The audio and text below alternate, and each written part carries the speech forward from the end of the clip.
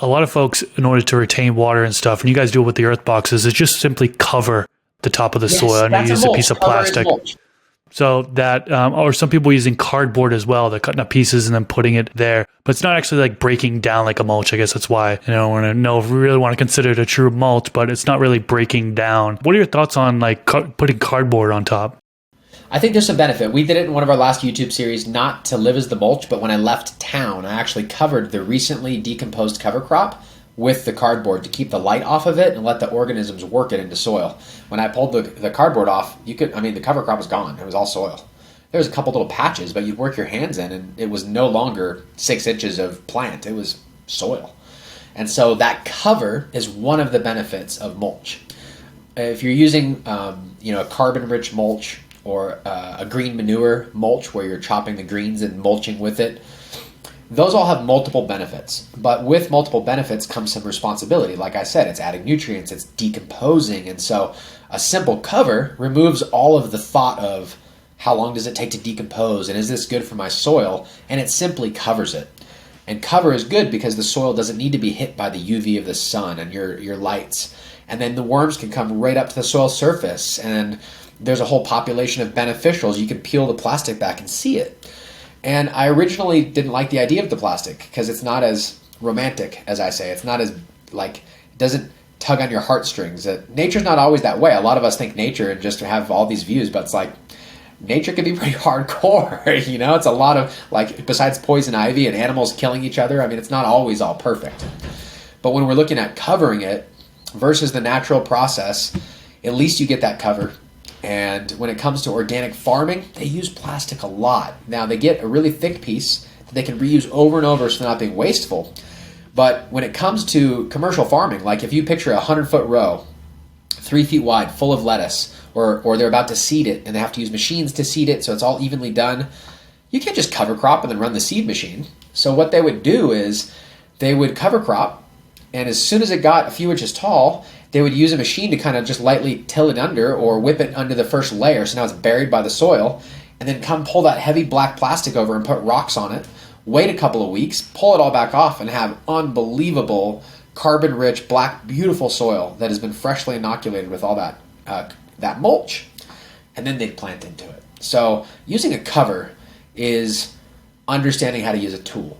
And the earth box, the reason why we recommend that cover is we have a lot of our customers that use straw and cover crop in the earth box, and it works great. But the earth box is only about a cubic foot of soil, maybe a cubic foot and a half, plus the water holding area. When you grow a big plant out of that, it can start to run out of nutrients. And if you have a regular mulch layer, you can only water through it. But with the plastic, you can mound, picture this is the container, the earth box wall, and your plant is in it.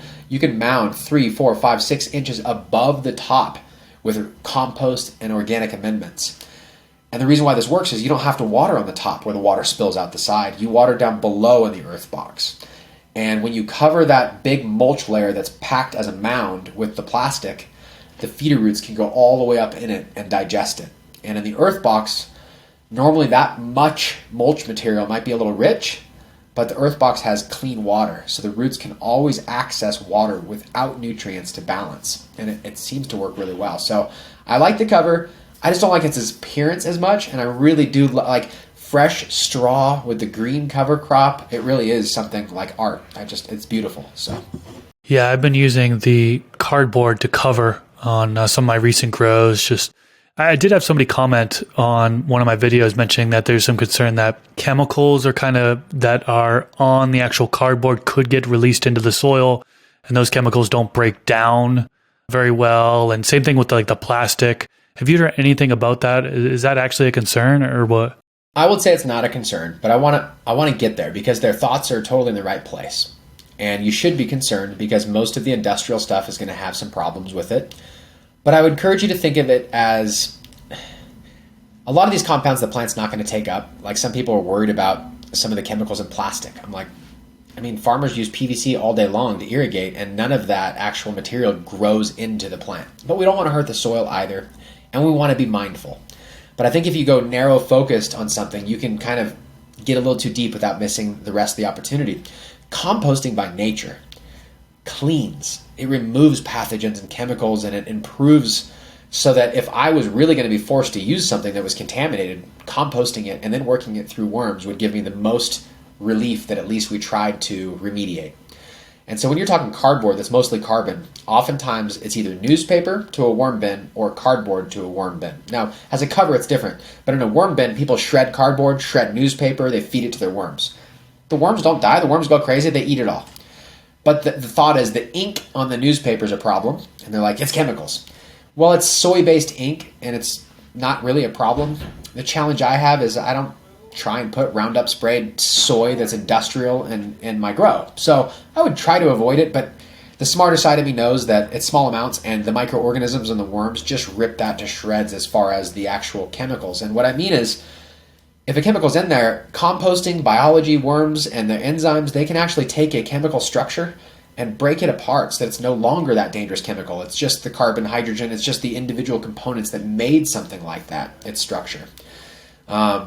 And I won't say that, you can take something like a radioactive waste and it'll be clean just because you have some worms in there. But my suspicion is a small amount of cardboard, when you see the worms going in the grooves and mating and the enzymes that are being produced, I find it very, very, very unlikely that you'd have any sort of health problem from doing that, whether it's soil or your own health.